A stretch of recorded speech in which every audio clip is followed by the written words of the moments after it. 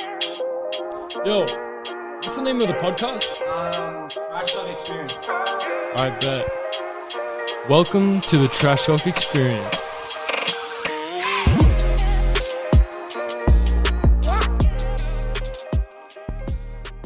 Hello. What's up, everybody? Welcome back to the Trash Talk Experience. As always, coming to you live from an undisclosed location in Sydney, Australia. I'm your host, Abob. I'm joined today by my good friends, Son and Trey. How you boys doing? I'm doing good. Just want to say grace to our Heavenly Father. Grace to... We are joined... If I say this person is a loser, is that pointing at Son? Yeah. I can make it happen. We are joined by a very special guest today. Welcome to the podcast, Grace. How you doing?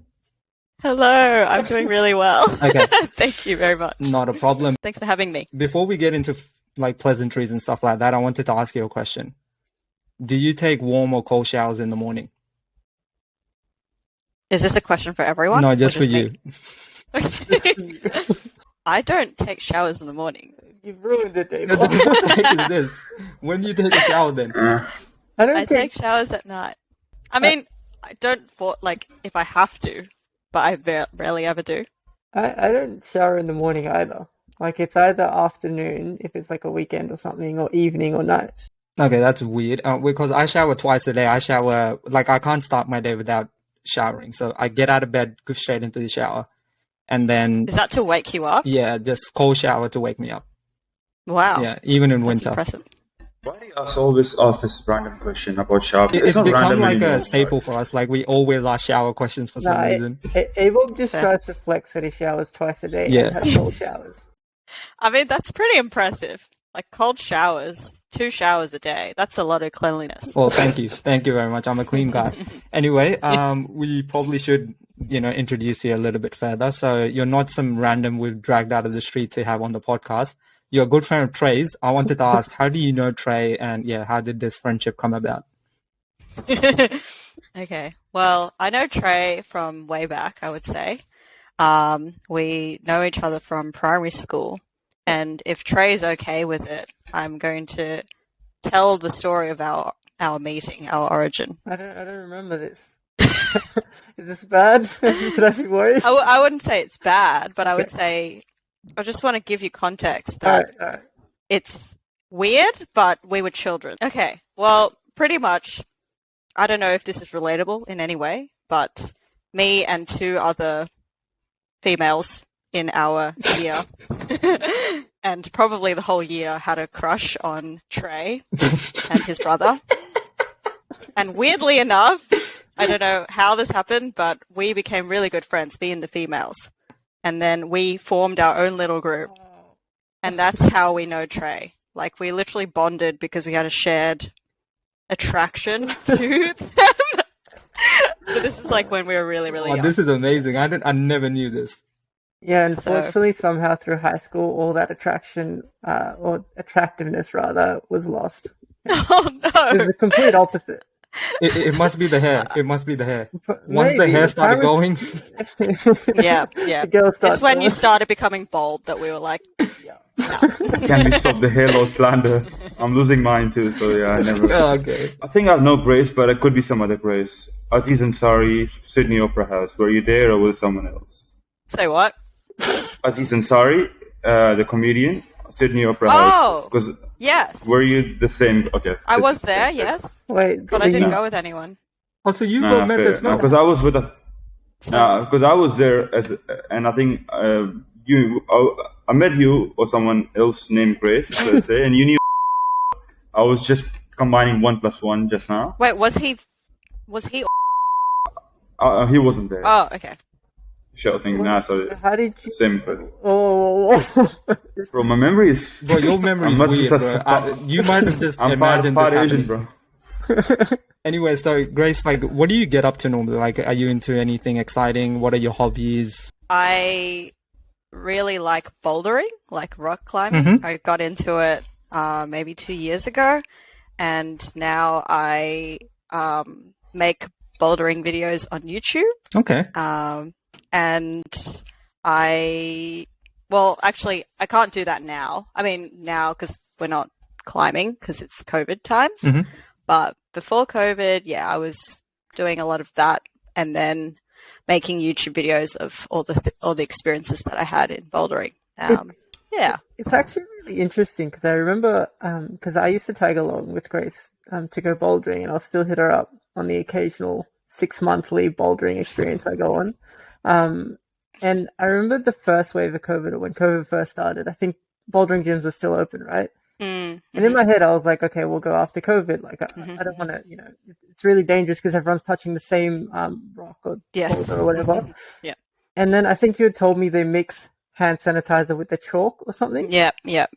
So that's really, like, I was like, oh shit, that's a good way to, like. Yeah, I know. I mean, it's still, I think it's still like, you should be cautious, but it's like, isopropyl alcohol mixed with chalk or some sort of like rubbing alcohol. Yeah. And they use it because like when you go bouldering, you like put chalk on your hands to make your hands like more grippy to touch the rocks. So, does it also avoid like clean calluses on your hand? Like if you have chalk on it? Yeah, absolutely. Like so much. Like your fingers are really gross looking, but the more gross looking that your fingers are, the better you are at bouldering, I think. Can you show us your fingers? Well, I haven't climbed in a while, but they look normal. They look alright. Yeah, they look. Yeah. That's so weird to ask. Anyway, so Trey's told. Is it any different to rock climbing? I'm just wondering. Sorry, what was that? Is it different to rock climbing, bouldering? Yeah, bouldering means like rock climbing with no ropes, so it's usually a shorter distance. Not so if like you mess up, you're gone.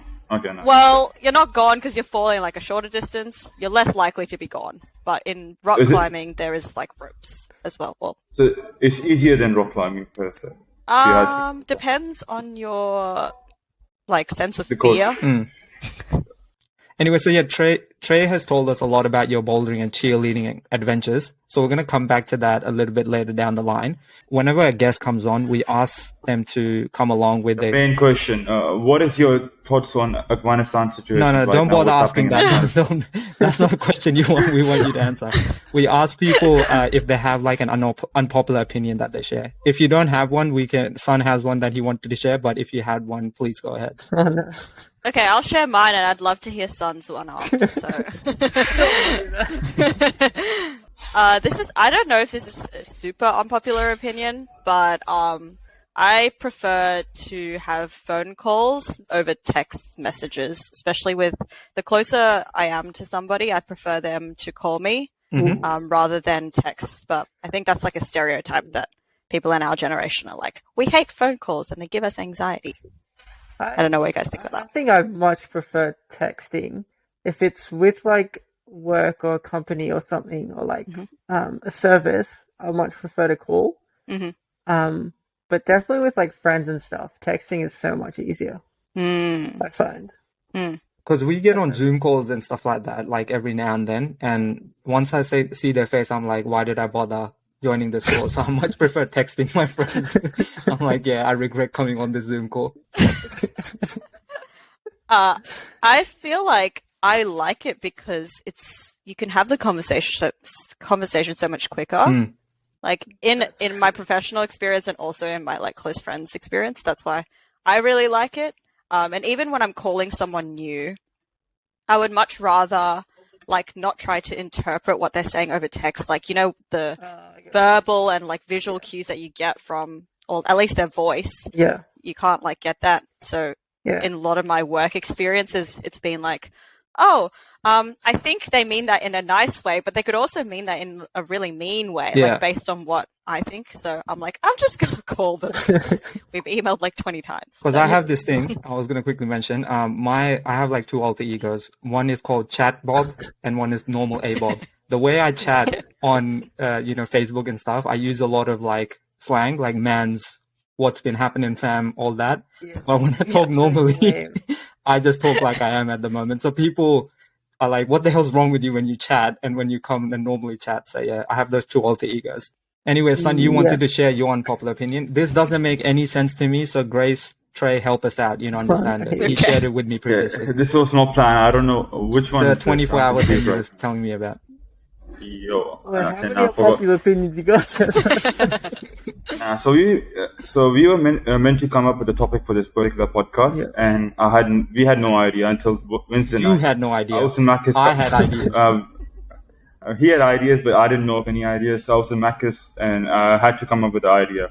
So I took a photo and I sent it to Abob, and just explaining like I need to come up with the idea within those photos. So I was in front of a gym, Anytime Fitness. It said 24 hours, and it had Macca's and everything in the photo, and I come up with different topics within that particular frame. And so I realized 24 hours is a social construct. We can define anything with anything. 24 hours is just our arbitrary number that we decide this is a day. But it could be 48 hours, could be 40 hours, and we can sleep 4 hours. Yeah. We don't need to have that. Yeah. I mean, that's true, but obviously most of our practices throughout the day will be the same. Like, we'll still eat breakfast, lunch, dinner probably at the same time. So it'll just be, 6 times across 48 hours rather than Trey, you're 3. trying to come up with logical thinking for Sun's logic. He just came up with this. He has no facts or something to back this up. He just thought of it. He's like, yes, I'm the first one to come up with this. Like, what's your point though? What are you trying to prove? My point was related back to Grace somehow. Okay. So I was going to talk about different tangents, like 24 hours as social construct. Because she does bouldering, I was going to relate it like bouldering / whatever. It's like male versus female. Like, how they say women are meant to be in kitchen. I was like, that is nonsense. Laundry needs its own attention too. So I was going to relate it. As you can see, his mind works so weird. I couldn't come up with what he was trying to say. I don't understand how 24 hours relates to any of that. Well, I mean, I can see where you're coming from and I agree to an extent. Like, obviously it's dependent on where you live, but if you even think about like planets, how like one day there is a different time period than it is to here. And the only reason I'm saying that is because I recently watched Interstellar. And I'm thinking like one day on there is like, I don't know, I can't remember, but it's like 40 hours or like 60 hours or something, whatever. But I assume the way that it's 24 hours, and I agree that it's a social construct, is because it's just like how our society over time just like decided, I guess, what was an appropriate time. But even like I've seen studies of sleep cycles and like how much you're supposed to sleep. And people say like 8 to 10 hours is good for the average adult. But then I've seen studies where it's like you should take like 4 like 30-hour naps or whatever the hell it is. Not 30 hours, sorry, 30-minute naps. Whatever the thing is over time. And that's the most efficient way to be most productive. So I think I agree with you. Like, it's definitely a social construct. Son, I would just quickly say a lot of things are social constructs, right? Like adulthood is an social construct. Someone decided that 18 is the age everyone becomes an adult. Are you trying to switch that around as well? No, I wasn't switching anything around. I just wanted to come up with something funny for the podcast. It wasn't that deep, bro.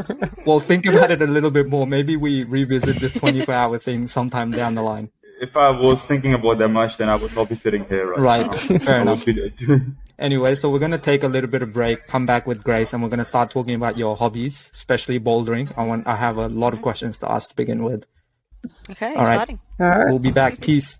All right, welcome back, everybody. We're here with Grace again. We're talking about bouldering.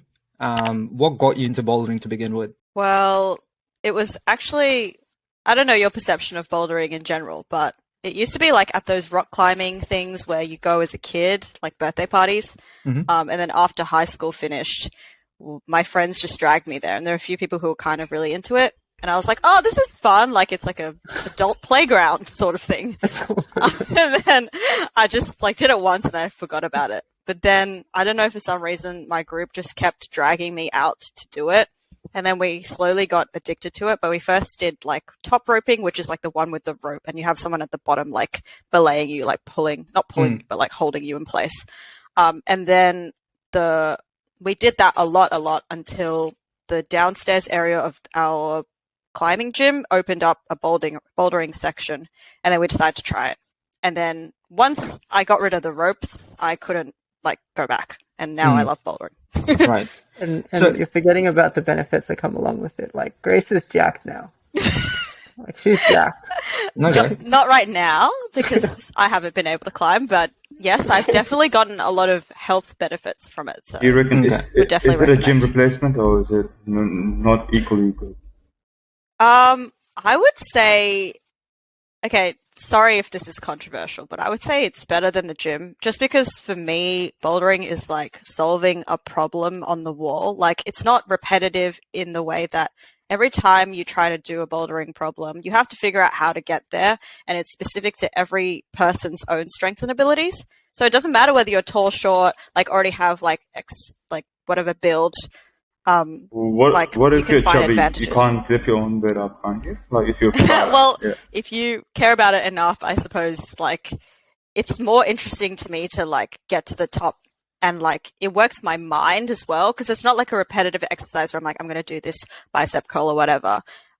It's like I spend an hour trying to figure out how to get there if I'm patient enough, or I just move on to whatever else is in the gym. And then by the time I'm finished, I'm like have a full body workout and I haven't looked at my phone for 3 hours. Like, so to me, it's like quite positive in that way.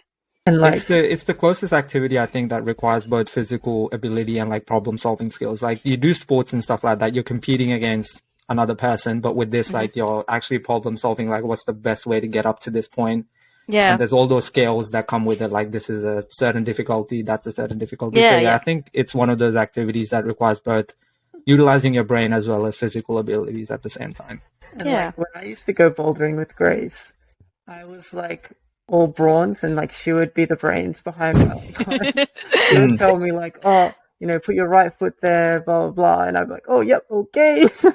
I would be able Trey's to. so good. I remember like because there's levels in the bouldering, and I was at like this orange level, which is like mid to like mid high ish level, and then in his like third try ever, like the third time he ever did it, he like did an orange, and I was like, I was so shook. I was like, what? It's fun. I think Trey's you'd actually definitely really an enjoy athlete. it. Yeah, He is, Trey's yeah. definitely an You'd athlete. really enjoy it, son. As long like I don't know if you have a fear of heights or anything, but if you got over that, like I reckon you'd enjoy it so much. Probably better than the gym for you. I've seen this movie called Free Solo. Have you guys heard of it? No. You should see it. But it's about this guy Alex Holland one, right? Alex Honnold, yes. Holland, yeah. Yeah. Yeah, but Anyways. his bouldering is different. It's free Yeah. soloing. That's actual. Yeah, that's that defying stuff, yeah. That's scary, yeah. Yeah. So, like, Anyway, what kind of perspective has bouldering given you on life? Like, has it improved your relationships, do you think? Has it had any benefit on your personal life? Yeah, I think it's had a massive benefit on my personal life. I mean, just the people that you meet. Don't think if I hadn't joined the bouldering community, I would ever meet such diverse types of people. Because obviously I work in like a corporate, not obviously, but I work in a corporate space. So that sounded like really I was off myself, but I didn't mean it that way. But when I joined the bouldering community, there's like so many different types of people. And I think that's really important to like I think it really made me question what was most important in my life. Because people who work like the 9 to 5 kind of thing, it's like totally different world to people who are like, okay, I choose to work like part-time or whatever, blah, blah. So, I think in terms of that, meeting a diverse amount of people was really cool. But on top of that, just like building a community, I think having a community anywhere is important, no matter what your beliefs are, and having like-minded interests, even though you personality-wise might not have anything to do with them. But if you're at a similar grade in bouldering, like you could really get to know people. And I've met lots of different people in that instance. But I think it's also helped me in like mental health as well, like going and exercising and not looking at your screens for an amount of time and getting scared because it's really high, or like trying to have bouldering goals, like climb to this level or whatever. Like that's really motivating.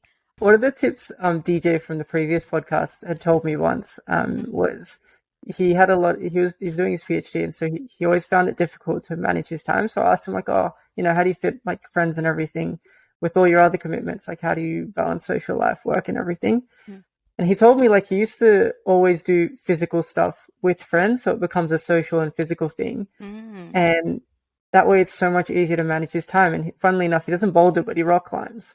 So he used to always go rock climbing with a couple of his friends. And so it's like all the positive things you can get mentally. Like, Yeah, absolutely. Yeah, I would totally agree with that. My close friends from high school, I've only managed really to stay in touch with them because of my hobbies, which is like bouldering. Yeah. When I asked about like, has it helped you in your relationships? What I meant was, has it allowed you to judge people, with your bouldering skills? Like, this person is a certain difficulty. I can't manage him. He's an orange scale. Has it helped you in that sense? Actually, I think it's done the opposite, because I feel like people who are good at bouldering don't look like your average person who looks good at bouldering. So I don't know. I guess my question to you is, what do you think the average like good boulderer looks like? I'm looking at one. Thank you, Trey.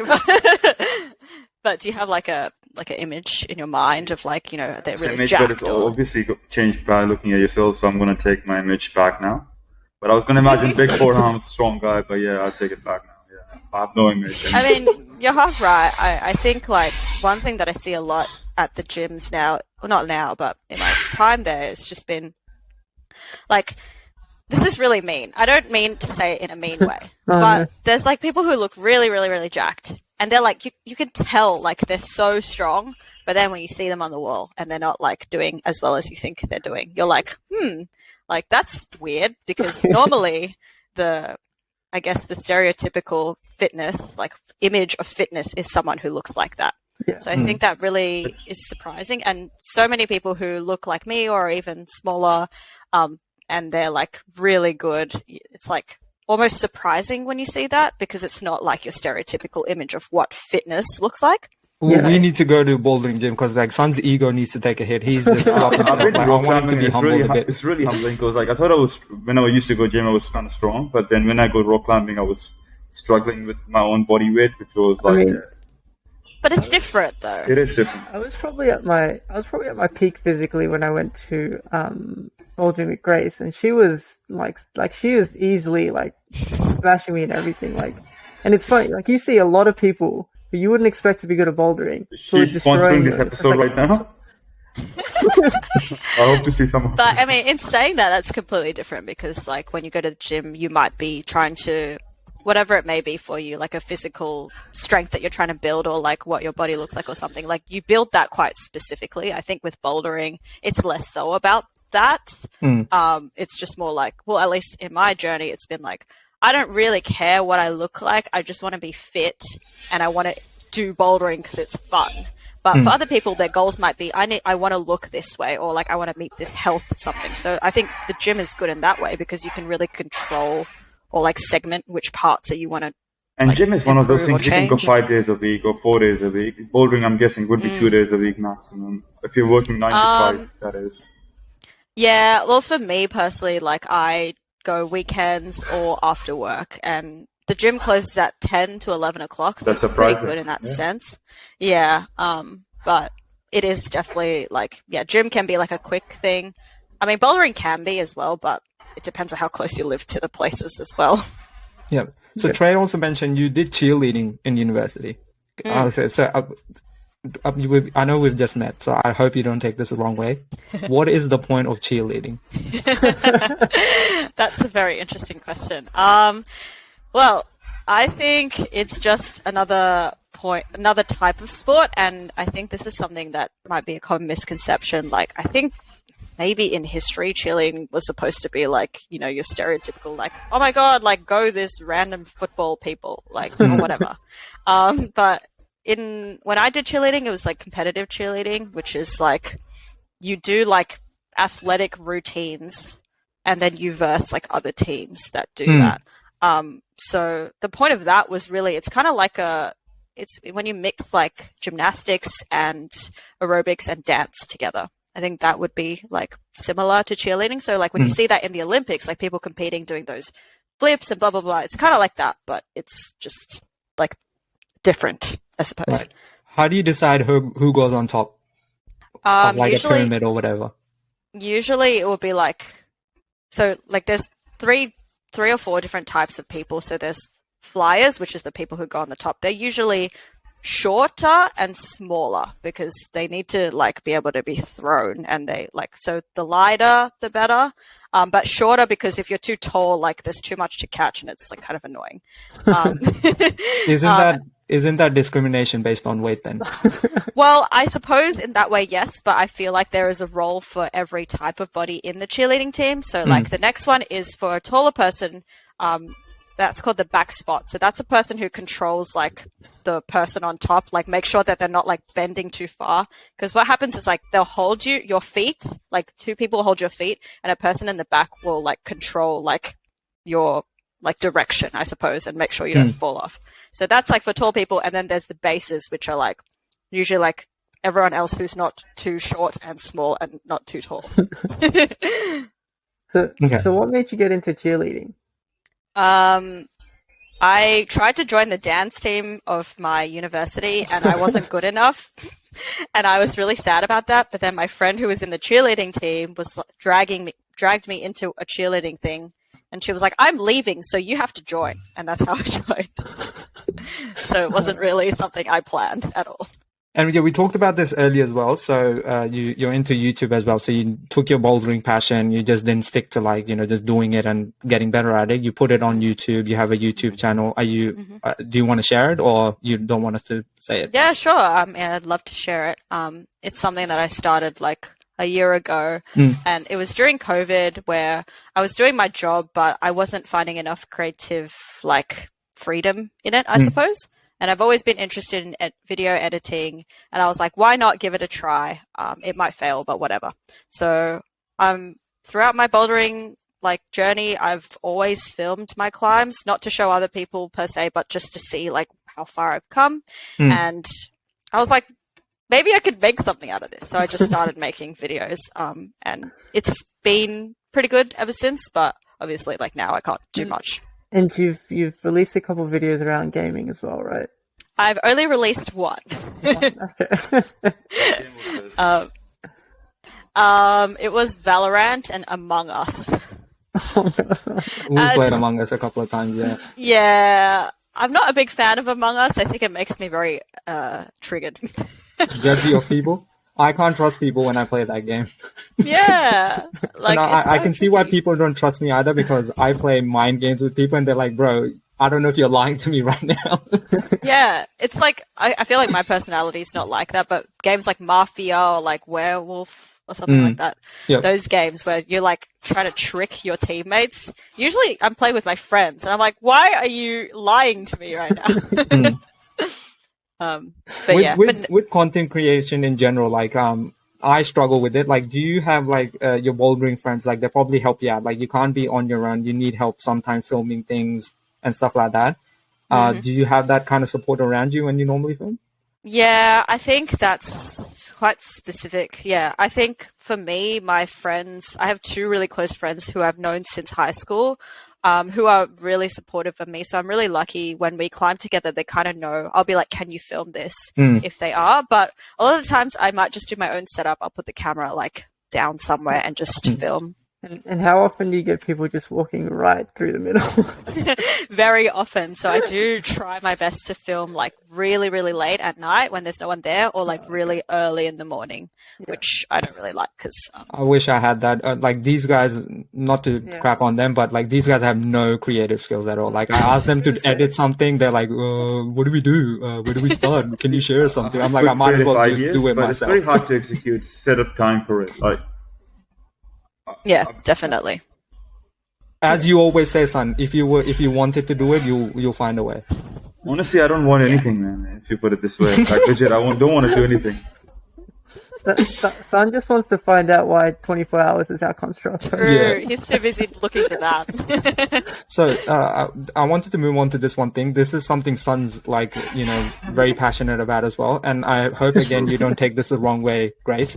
We've just met, but whenever I have questions about trying new cuisines, I always ask my Asian friends, particularly my Korean and Chinese friends. So I hope you don't take this in an offensive manner. Why are you assuming she is Korean for starters? I'm not assuming anything. She could be still I like can clearly tell she's Asian. She's some form of Asian. She said it? No, I don't remember. Nice. Yes, sorry, what was your question? though. What's the best cuisine you've tried? That I've tried. I want to be biased and say that the best cuisine I've tried is like from my hometown in China. That's fair enough. Yeah. But I am very open to all other cuisines. Not that I've tried like an exorbitant amount of different cuisines, but I mostly like Asians, but Asians. I mostly like Asian cuisine because that's like my culture, my background. So I think it's easier to step.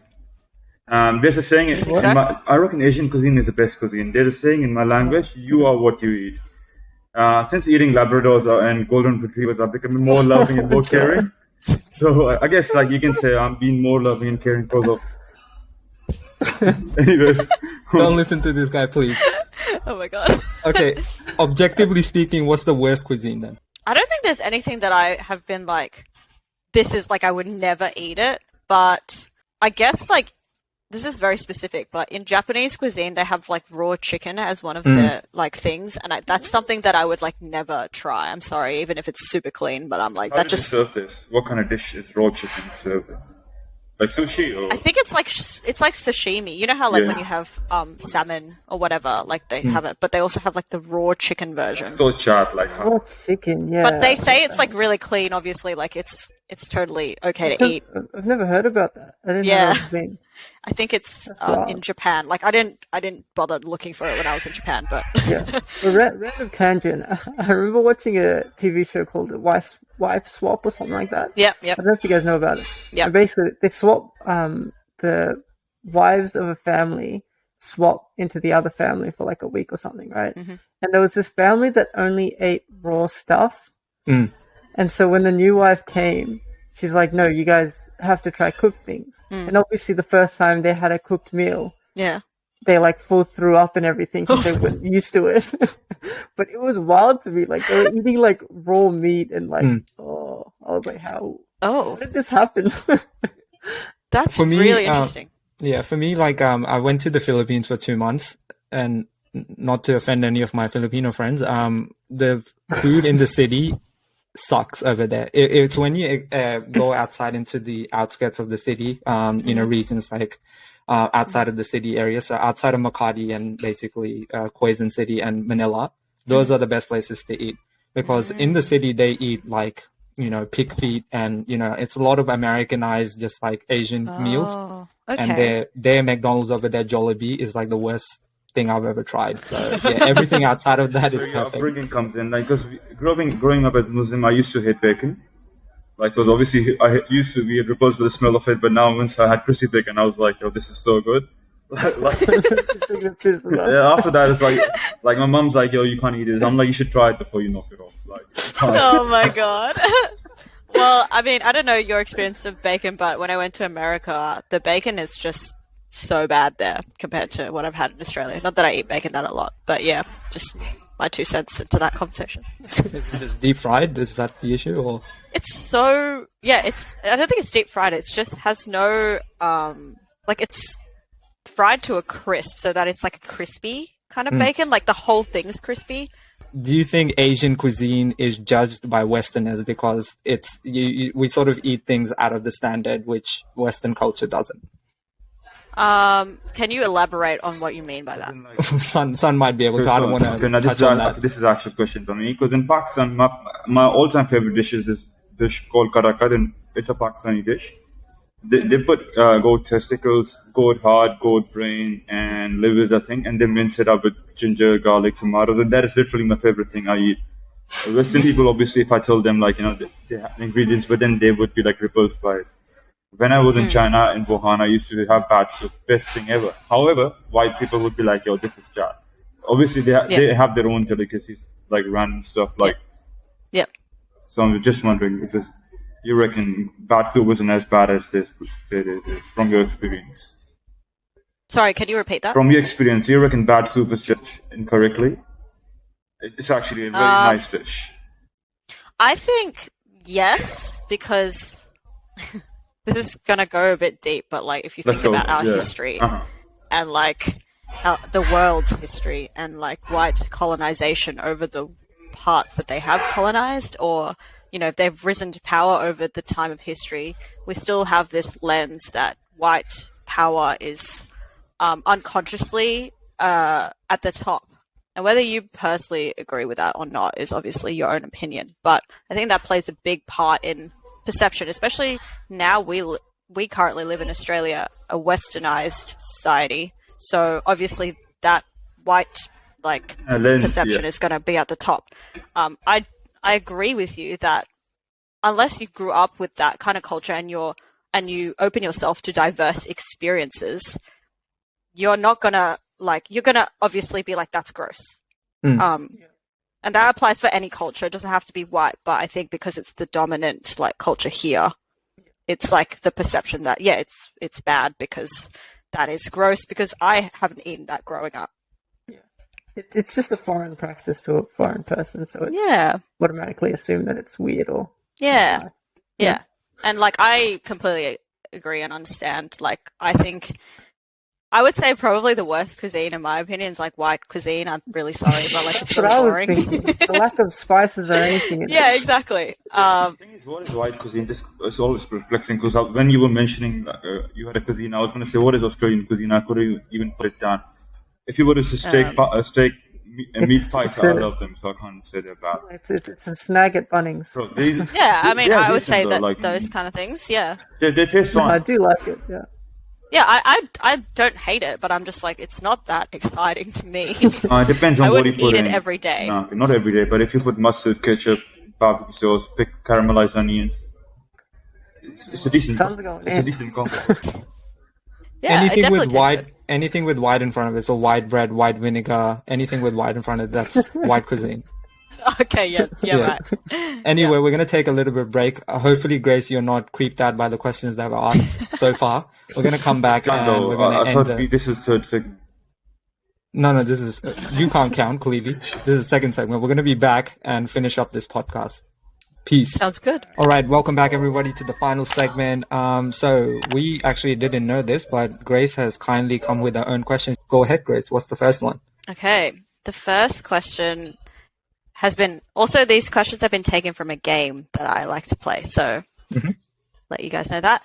What is the last thing you lied to your mother about? Okay.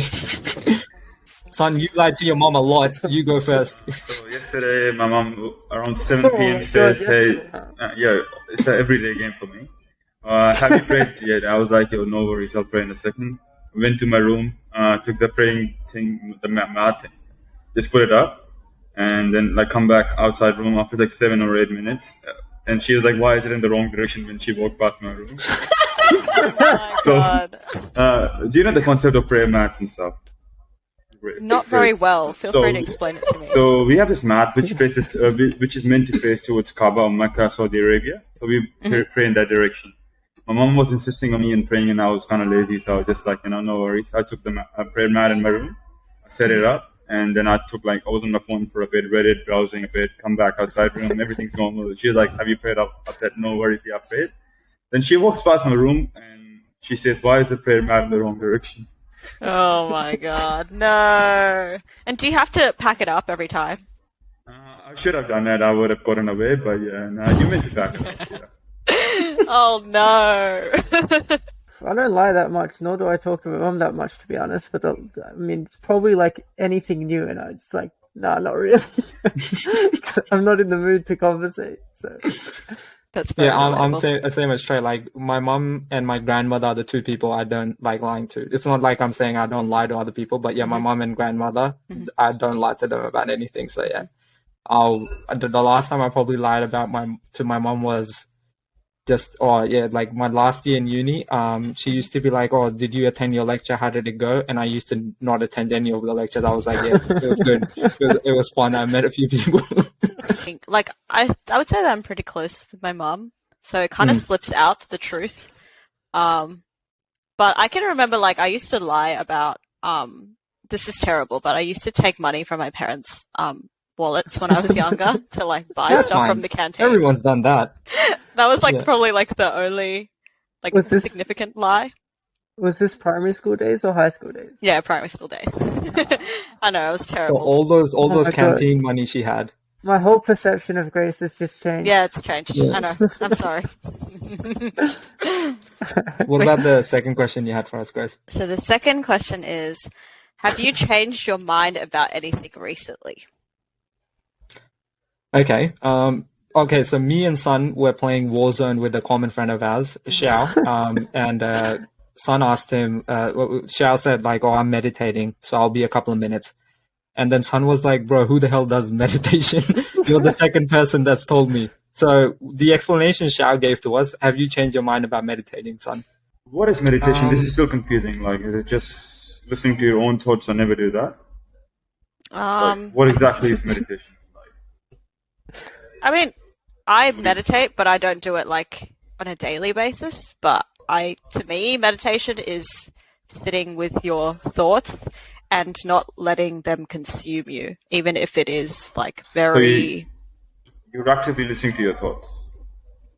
Yeah, like listening to them, but not like thinking too deeply into them. You're more like observing them. Like you are in your body. This sounds like really spiritual, but it's like, to me, it means like if you're really stressed or something and I'm like sitting there meditating and I have a lot of thoughts in my mind, I'm not like, okay, I'm going to start thinking really critically about every thought. I'm going to try my best to be like, okay, that thought is happening, but I'm right here. Okay, that other thought is happening, but I'm right here. And so it's kind of like training your mind to be okay with like these really like roller coastery kind of things that happen in your life. That's what I think meditating is. I don't do any, like, I wouldn't say I do any formal meditation. Like, I do stretches in the morning and stuff like that. I just sit there, lay down, look up in the sky or whatever. Yeah. Let my cat, like, nibble my ear a bit. That kind of stuff. I don't think so that's meditation, though. I don't think it is either. I mean, It's just relaxing, bro. Yeah. I think like meditation focuses on being present in the moment. Like, you know how, I don't know about you, but like for me, I like think a lot into the future and the past, and it gives you like anxiety, or it gives you like fear of like, or like, you know, sadness about the past. But it's like more about focusing on like what you have right now and being present with that. And that kind of like makes your worries go away. Like, at least for me, it goes away more. It doesn't affect you as much. What do you guys reckon? Motorcycle Trey and Abob, is that a form of meditation based upon what you said? Man, it's not No. Do you reckon? a motorcycle, you're like hyper aware of traffic and stuff. Exactly. So you're thinking of what's ahead of you 5 seconds. You're acting in Yes, that but regard. you're in the moment, though. As in, like, in that way, it can lead to a meditative state because you're not, like... I wouldn't say that you're thinking too deeply about, like, the future, as in, like, the things that you're going to do tomorrow or, like, the next not at all. task that you have to do, right? You kind of, like, I'm really focused right now because I might crash into someone. Like, I don't know if that's your thought, but yeah. I think that could be, like, a meditative state, but it's not something that you practice. I agree with that, Trey. You seem disagreeing, but, like, give me your logic so I can convince you otherwise. Now, so when you're riding a motorcycle, your next concern is taking over the next car, keep making sure no one merges in your lane. Someone's messaging you, texting you, you don't think about that. Like, you just want to defeat the next car and then go on. Defeat the next car. Isn't that a meditation though? I wouldn't say so though, because I feel like it's not just taking it's keeping a buffer zone, making sure you're not in anyone's blind spot and stuff like that. Like you're actively, especially if it's multi-lane traffic, you're like actively aware of what everyone else is doing. But I don't think there's capacity for you to observe your own thoughts or anything like that. But isn't Yeah. by her definition that should be meditation, because you are thinking of your own thoughts. You're not thinking of anything else. You just focus on your vehicle through I a think lens it's... of. No, I don't think you're thinking of your own thoughts though. You're thinking of all the external. You're thinking of your environment basically. Yeah, I think like an element of meditation is being in the present moment, which I think you do when you are like riding your bike. But in terms of like practicing, I guess like you could make it longer by actually doing the practice of meditation, which is different to riding a motorcycle. But I don't think you Boring, can't though. How do be you start? in a meditative state. It's boring. I know, that's the worst part. I don't know what the answer is, to be honest. I've been trying to force myself. Do whatever works best for you. If you think biking is making you calmer and be more meditative, go for it. Yeah. I don't think so there's a hard fast rule that you have to sit down, cross your legs, look up in the sky, chant. Yeah, exactly. I don't know, man. I gotta do my own. While you're The bike biking. makes the noise for you. The bike makes the noise for you. So the bike makes, that's True. that's the chant that you need to do. If you gotta Don't make that joke. Anyway, so Grace, I want to finally finish up. You did mention, I hope I'm not speaking out of turn, but you did mention that you sometimes think about the future and past and have anxiety about it. Is there some form of like normal routine that you go through to get out of that anxiety, or it sort of plagues you for a little bit and then you just forget about it? Yeah, I think like especially with COVID and stuff, like in the last 2 years, like being in your own confined space and not really having too much time. I mean, more so now than anything.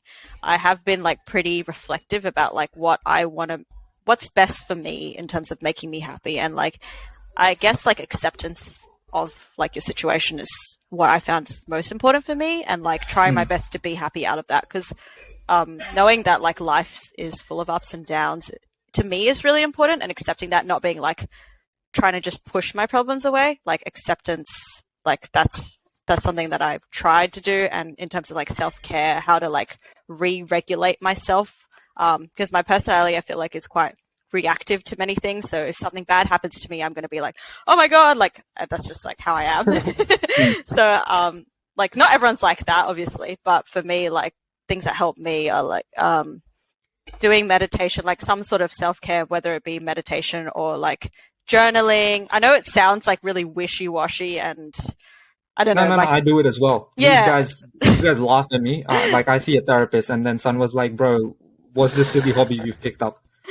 Yeah, I mean, wasting your obviously, money. yeah, exactly. I mean, it's different for everyone, but whatever matters to you, and like this matters to me, like, creating a morning routine or a night routine so my brain shuts off so I'm in the right space to sleep, or like taking time to do something in nature, do something creative. Like for me, it might be listening to my favorite song and like doing something productive to get myself out of that lull, but at the same time accepting that you're going to go through really crappy times of your life, but like you are there for yourself. And like, that's something I keep trying to tell myself every day. I'm like, hey, like I'm here, I'm still here. And I've been through like crappy times, but I have gotten through it, which gives me confidence in the future to like, be like, yeah, I can get through this.